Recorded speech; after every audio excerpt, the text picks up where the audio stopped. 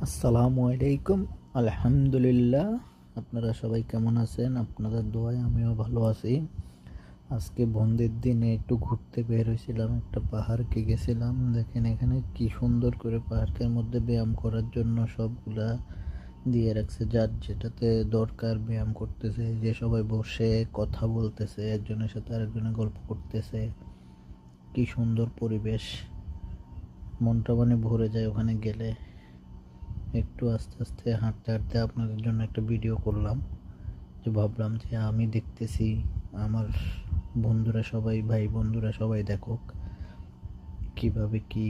South কোরিয়ার রাস্তাগুলো দেখছেন কত পরিষ্কার, কোনো ময়লা নাই, কিছু নাই। এখানে দেখলেই ভালো লাগে।